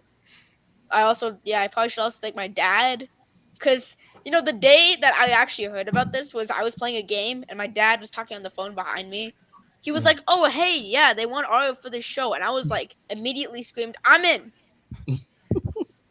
Yes. He was on Now stage. you're here. Yes. Yeah. And I thank you for accepting to be on the show, AARAV. I really do. Okay. And we know, we know that you guys will be great leaders. Thank you for taking the initiative and accepting the challenge. I know this is for you. This is very, very new. This is the first time you're doing this, and I hope that we can have you on the show again. We're going to be talking to another organization that is working to restore the founder of Chicago, which is Jean-Baptiste Dusable. So they have a heritage, and they're doing some great things in the city in line of restoring or maintaining his heritage, the founder of Chicago, right? And so we're going to have the president of the heritage on the show right after you guys. But again, it's been very impressive. I have enjoyed it. I have learned a lot. And thank you all so much for being on the show. We'll go to I'm sorry, AARAV, KARNA. Thank you for coming. Zion, Sydney Dodd, Giselle, Nana, Gambra, and then ELEAZAR Penn, aka Mr. Trey. I want to thank you. That was just on the light side, but thank you all for being on the show. I want to thank your parents too, the parents of those brilliant kids. Thank you for accepting and allowing them to be on the show. Thank you for guiding them. Thank you for being great parents to them, and thank you for praying for them. We know that through you, we shall have the next great leaders that will preserve our world and impact positively in this in our human existence. Thank you once again. We shall see you. Stay with us for the grown folks. Stay with us as we transition into the next program. Remember, to whom much is given. No, before I give our closing remarks, I'd like to take the opportunity to remind all of us that the exchange ceremony is coming up June 22nd. Mark your calendars. This is the restoration. This is the coming together of the African diaspora as we exchange our cultures to heal and to appreciate and respect each other's diverse cultures. It's also a moment where we're restoring the royalty of our brothers and sisters in the African American community. And we're bringing a king from Ghana. We've already been doing this. Jesse has been crowned. Congressman Daniel Davis has been crowned. Pastor Corey Brooks has been crowned. We've crowned some kings and queens. And this year we're going to see a live coronation of kings and queens being crowned the African way. Again, it's going to be June 22nd. Two locations. The one is going to be at the Career Center for the Arts. The other event is going to be at the Malcolm X. It's a 3-day event. History panel discussion. We're going to have a business meeting, and then the third day is the main event. So mark your calendar. June 22nd is going to be a royalty celebration here in the city of Chicago, as we have been doing. This is going to be our 4th annual. Well, that said, remember, to whom much is given, much is required. I've been your host with these great, wonderful people. See you sometime next. Actually, see you in the next 30 minutes. And we shall be here as well next week, Tuesday. Bye-bye.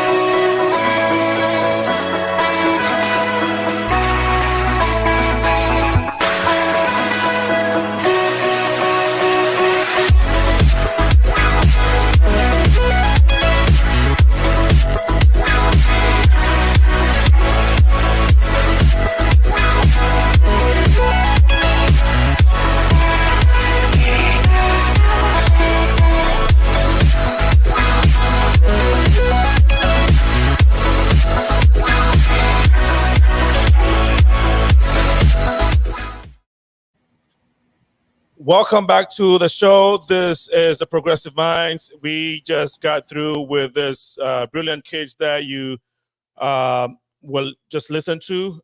They share their hearts out regarding Black History Month and a few social issues, I'll say, or social topics that we touched on. I hope that you were inspired one way or the other. We need to encourage our young people. Next on the bill is Mr. Nicholas Paul. He is the president of the Dusabo Heritage Association. And we are going to be having a quick conversation regarding what the heritage is about and what is happening in the city of Chicago.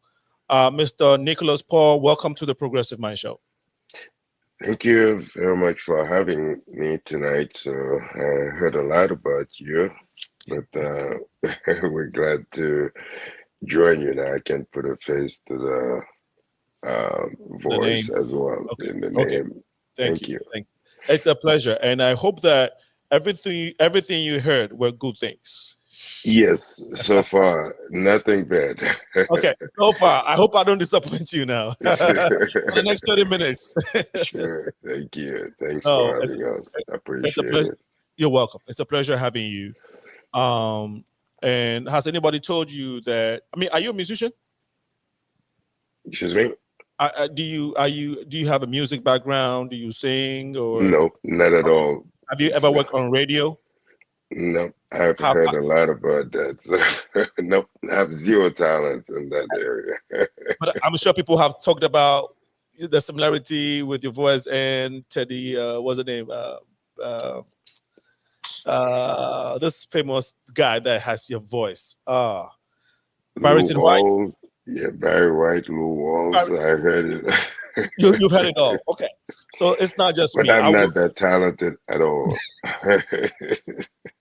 Once I heard the voice, I'm like, okay, all right. So no, okay, so it's not me. No, you do have a great voice, and you probably should be on radio,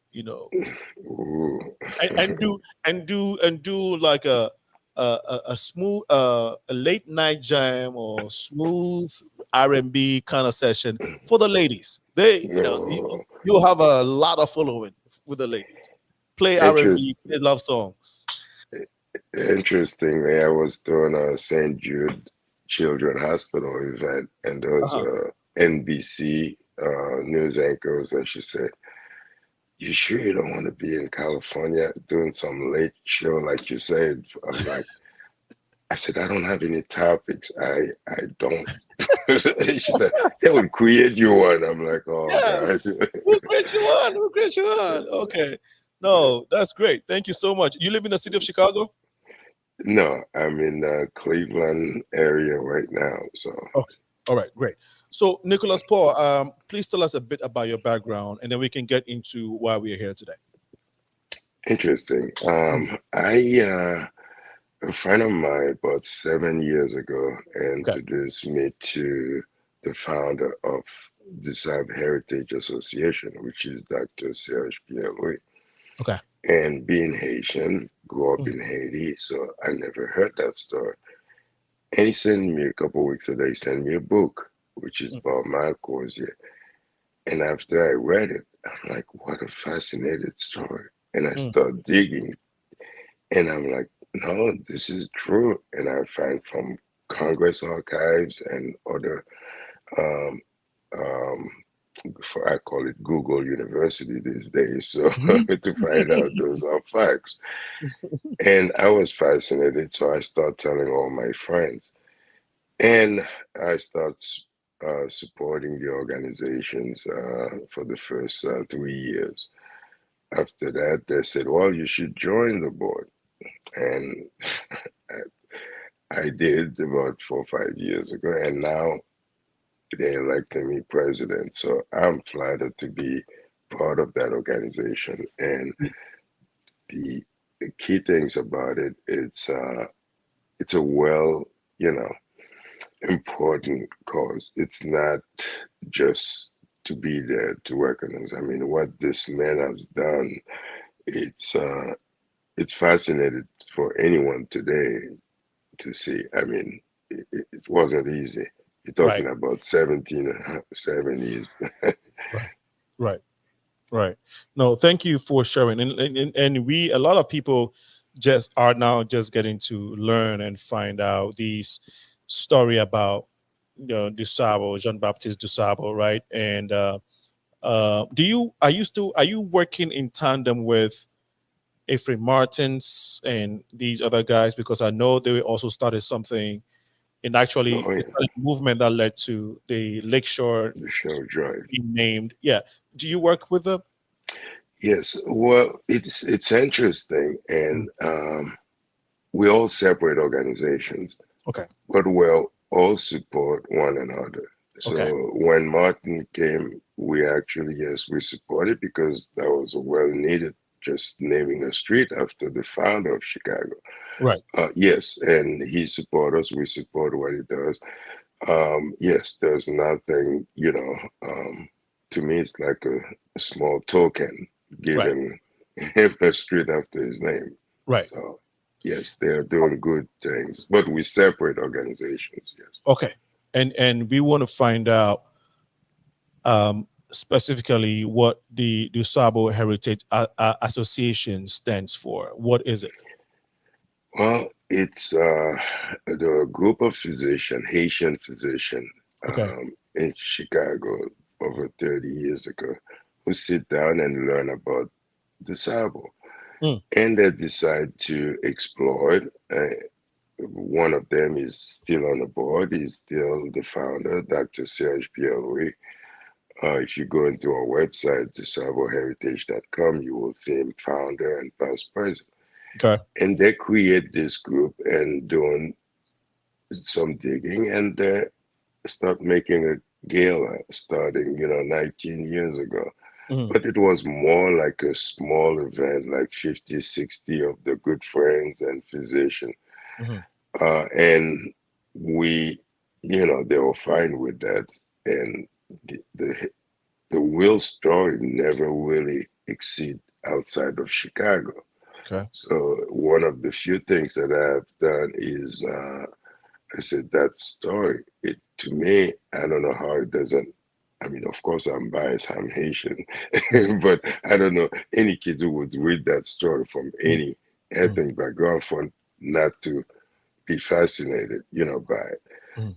So we started exploring nationally, and then got to Voice of America, start visiting, coming to do the coverage for us about 3 years ago. And that take it to almost like a world event now, people watching it, the streaming, doing that event, as well as the memorial. So we have two major events a year is the gala, which is coming up March 2nd, this Saturday, and the commemoration of the memorial of Jean-Baptiste Point de Sable in August when he passed away. So, Mm. yes, the organization has been around for not to a national level as it is today. And our goal is to explore it, to take it worldwide. There's Okay. enough facts out there for people to know about what the man has done. Okay. Okay. If you say you want to take it worldwide, is it is that going to be in the form of an informational campaign where you want the world to know about, the great Dusabo? Is that just for the purpose of them knowing about him, and Well, then perhaps? awareness, yes, awareness is the key, because why such a story, being hidden? I mean, sometimes from my own culture, we always said we don't need to go outside of our circle to find a hero. Mm. So, like if you go to South Africa, they have Mm. the Freedom Park, which is all about Black heroes. You Right. don't need to. So, the awareness how people knows, hey, he's a man who come to a land where he was, literally in no man's land outside of the indigenous, Mm. and had that vision to see where the river, meet the lake, and it's a perfect spot for business. And Right. next thing you know, um, which is from people coming from Canada, all the way from Mississippi, or entire Midwest, and the Yes. way he built his house, the farm, the fur business. I mean, that's amazing for anyone. Today we have so much opportunity to create a business, but Yes. back then we didn't have much. so Mm, mm. so I think it's need to be told. It needs That's to be told. It's indeed a great story. I mean, looking at the fame of Chicago, this big city, the wealth, the power, and to know that all of this was founded by a great man from Haiti. You I think that it's worth knowing, and like you said, a lot of us don't know this. And there's something important to say. Sometimes people have a little bit mixed feeling. We're not taking anything away from, the native, the Potawatomi tribe who were there before anybody else. That's their land. Absolutely, You know yeah, what I mean? So absolutely, you're not absolutely. now. In fact, he married one of them, and he ended up being, part of the tribe. Oh, okay. Yes, they were there before anybody else. So Yeah, that's now we call the Sabo the first settler. He's the right, first one to come and settle down and build a house and build right. a business, and everyone passing through. So Yeah. yes, the tribe were there and the welcoming, which is another part of the story, which is fascinating because you're talking about late 1700. The native, they were not known with mixing with other people. And Mm, this guy must have been very charismatic to end up married one of them and became part of the tribe. mm, So, mm. so that's to me, that's another interesting part, that early age to Right, find out they accept them. So right.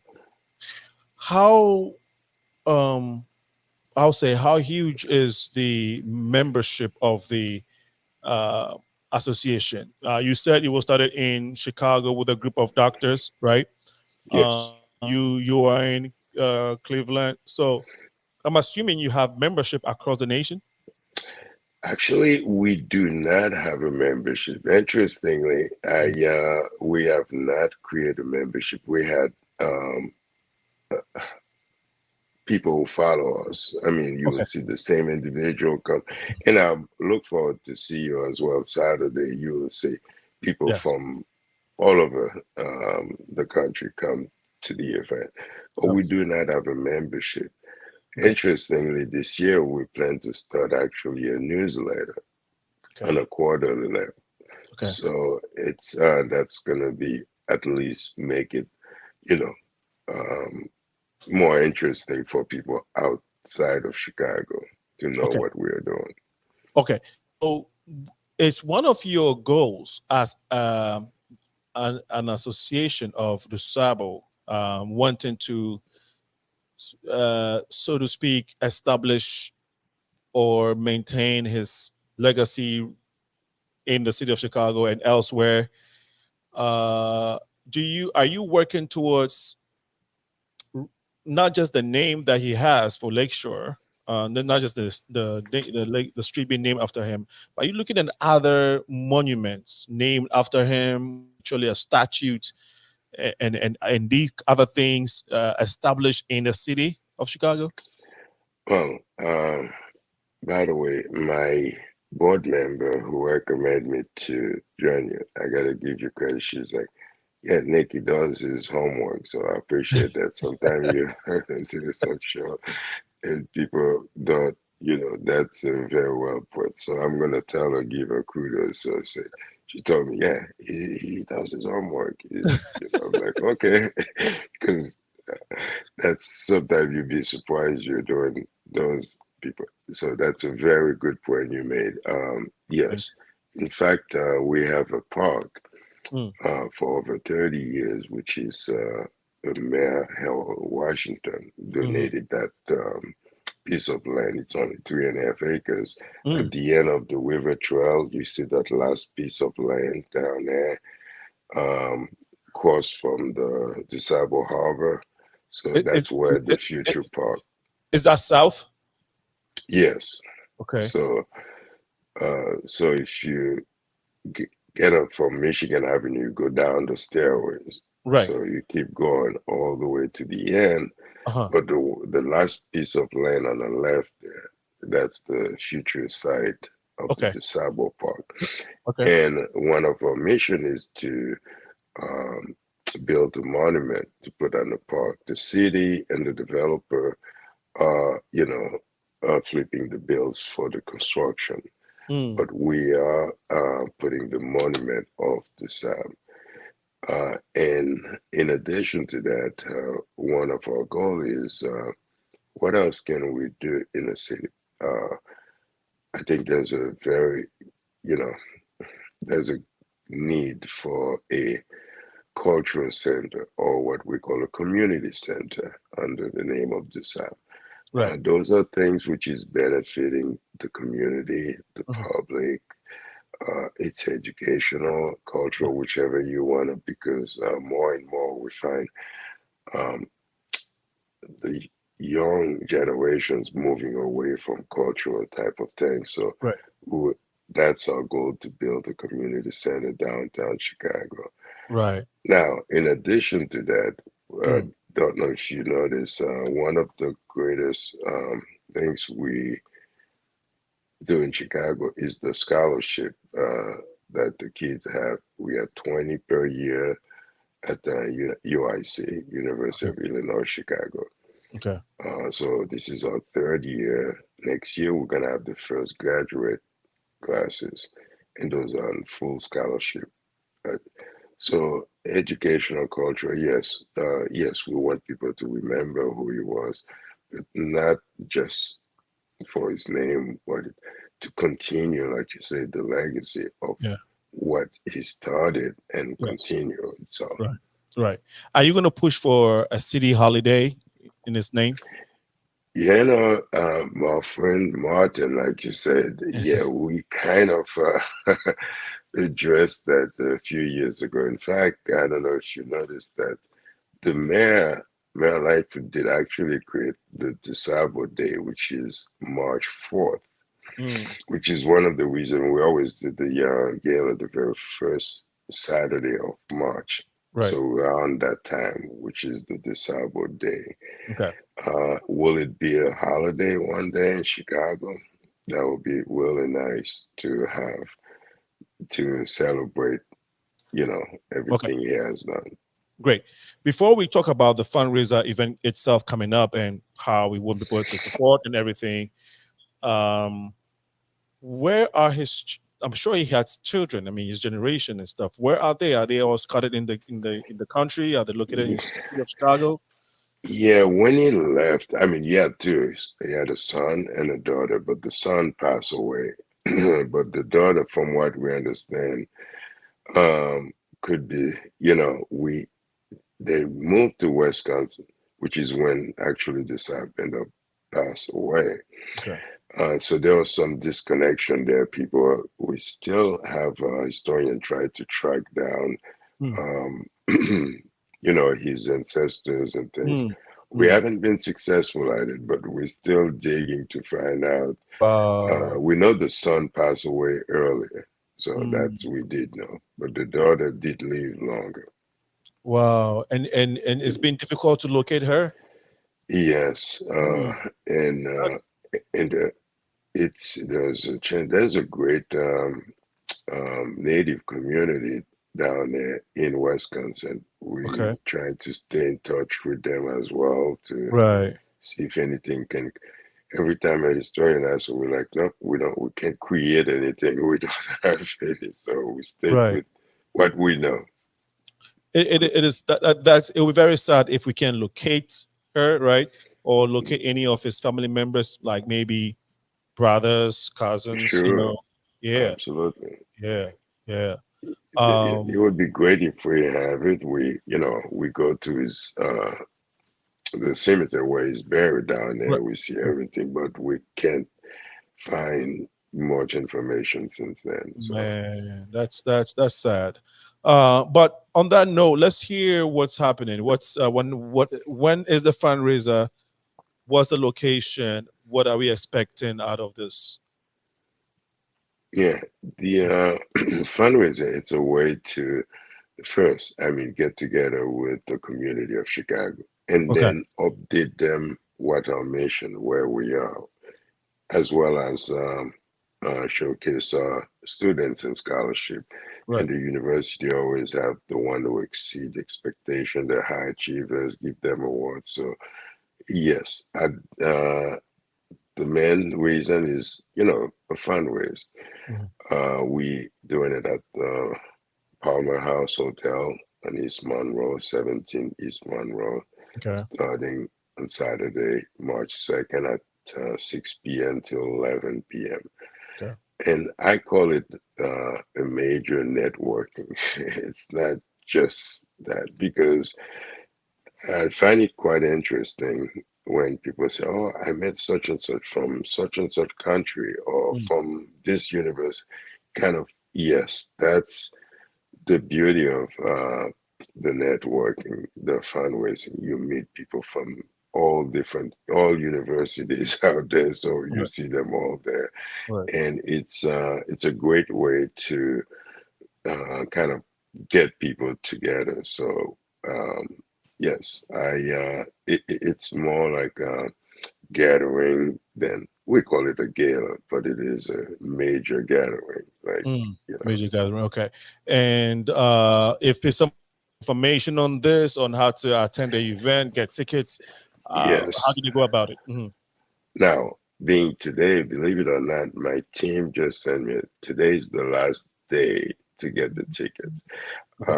There's an Eventbrite, and there's a link. Yes, I can forward it to you, or they can go to our website, discipleheritage.com, Okay. and we can, navigate. But from what I understand, between the hotel and we may have a little bit leeway to add, an extra 20 people. So Okay. yes. But today the hotel need the full list of food and everything. It's a Right. 3-course dinner. So you can't come out the door, you buy a ticket and expect to have a plate. They would have extra, but not like, tons of people show up the day of the event.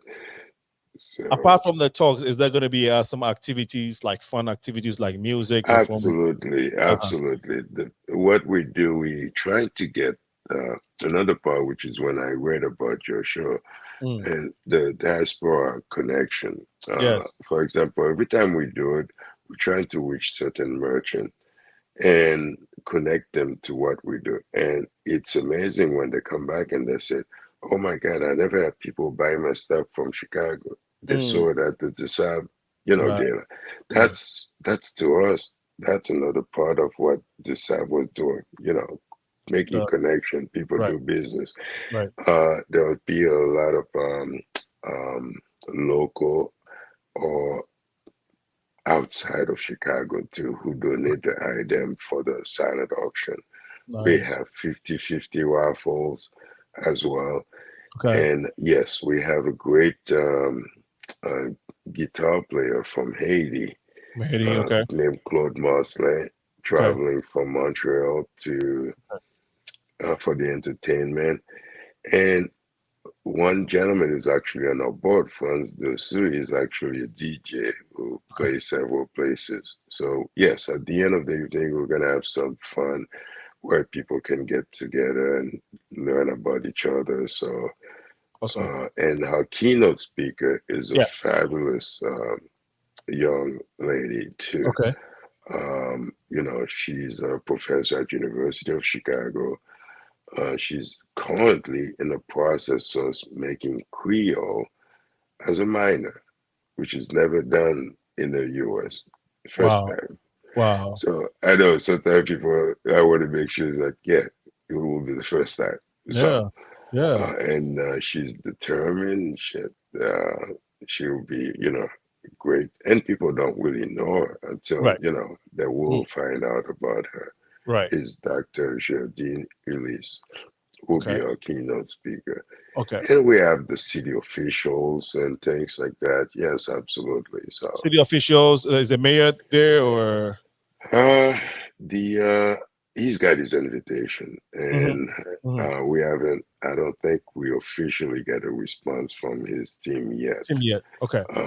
We have the attorney general responded. You know, we have a few consulate offices from Chicago. Yes. But that won't surprise us if sometimes those mayors there call us the last day or the day before to say they're coming. So okay, we still have time. It's not Friday yet. Right. So again, we have 3 minutes to end the discussion this evening on DuSable Heritage Association and the fundraiser that is coming. Please, again, let's reiterate the venue, what people should expect, the food, the performances, where people can get tickets, please. Yes, the Eventbrite, and that's how we get with the tickets are being sold. So if you go to Eventbrite, you Google, DuSable Heritage, you will find the link. And I believe tonight is the last night. But the food is excellent too. According to our team who went for the tasting, there's a coconut chicken and some kind of jazzy salmon. I didn't go, but they told me it's super. I saw pictures. So the food is excellent. I heard the dessert is to die for. Yes, it's a nice 3-course dinner. And I've eaten at the restaurant at the Palmer House. The food is good. And the location is at? 17 East Monroe, downtown Chicago. Okay. And they provide valet parking at 6 p.m. till 11 p.m. And they offer valet parking or self-parking. Nice. And we're lucky this weekend supposed to be nice too. So. Yes. Chicago, we've had a great week of nice weather. And so a blessing to know that this event is coming up and the weather is going to be beautiful. So nobody has to worry about the cold weather and being downtown. Sure. So we're looking forward to coming Saturday, right? Yes, I'm looking forward to meet you in person and, Absolutely. So let's get together at the Palm Hotel. Palmer, is that correct? No, it's Palmer House. Hotel. The Palmer House. The Palmer House. It's downtown. Okay. If you Google Palmer House, DuSable Heritage fundraiser, show up. There are going to be a lot of great people there. The diaspora community is going to be there. Odani Burma, thank you for joining us. Mabina Sorebo, thank you also for joining us. Again, if you have a place, if you don't have any place to go this weekend, ticket is going for $150. $150. You can go on Eventbrite right now or go on their website, the DuSableHeritage.com and DuSableHeritage.com, and get your tickets. Tonight is the ticket closure. So get your ticket tonight, $150. Come and meet some great people, network. It could be for business. It could be for just networking purposes, but informational too. Let's get together and learn about the great DuSable, the founder of this great city of Chicago. It's Black History Month. Let's take the opportunity to take as much as we can in our own history. And so we're inviting the diaspora, not just the diaspora, but everybody to go to the Palmer House this Saturday at 6 p.m. Palmer House, downtown Chicago, this Saturday. Get your tickets. Let's go and support and learn about history. Thank you so much, President Nicholas Paul, for joining us on the show. Your closing remarks, please. Thank you so much, and I appreciate the time. One last thing we tell people, even someone who can't make it, they can actually go to the DuSable Heritage.com, click on donate. I mean, they can donate $10, $5 to support the cause, what we are doing. So we understand sometimes it may not be easy for people to attend an event. If they can, that would be wonderful. But if they can support from wherever they are, oh gosh, please do. And we have our event in the summer too, which is we'd love to see you. It's a free event, and we give a tour, for example, in August for the memorial. Not only we, you know, to the commemoration, we put flowers around this monument down there, or we give a free tour, including all the students, to learn about this app. So you can bring your kids, your dog, you know, we walk around. It's a little half a mile walk down the river trail, but it's good. It's something your kids, you know, would enjoy, and it's Right. at free of charge. Absolutely. Absolutely. Well, Mr. President, thank you once again for your time. And to those who tune in, thank you all for joining us from 6 p.m. We've been here. We spoke to the kids earlier, their perspective on Black history. We learned a lot. And we now talking to President Nicholas Paul of the Dusabo Heritage Association. They're having a fundraiser this coming Saturday at the Palmer House downtown. Palmer House downtown. Get your tickets tonight. If not, you will not be able to get it, and you don't want to crash at the door. But you need to be there to meet great people and to meet the president and to learn more about their mission and also have some fun. Okay, so it's a nice time to be out. The weather is going to be great, just like it was today. All right. Okay, so thank you so much for joining us, Mr. President. We look forward to seeing you on Saturday. Okay. China, thank you for having me, and keep up the good work. Now I have to give a report to my team who encouraged me to join. Tell them we had a great time, and tell them that this June 22nd, we're bringing Kings from Africa to restore the royalty of our people. We're doing the diaspora celebration of our cultures. It's the Africans, Caribbeans, African Americans. We're bringing it all together. We're going to have a beautiful celebration and also live coronation of kings and queens, a way of restoring the royalty of our people. So June 22nd is it. Tell them it's going to be another fun, but of course, hopefully we can meet there. I'll be there. We can share. We can share it. Absolutely. Absolutely. Yes, and we'll love you. Yes, definitely love you all to be part of it. So, on that note, thank you, Ayana Rivers, for making this happen. It's been calls and messages last minute, but I'm glad we got it done. And so, thank you all once again. Enjoy this beautiful weather for the rest of the week. I wish you nothing but the blessings of God. Again, remember, to whom much is given, much is required. This is the the global most important community building show, The Progressive Minds. My name is Senna, aka Alenko. President, have a wonderful evening. Thank you. Keep up the good work. Take care. Have a good one. You as well. Bye.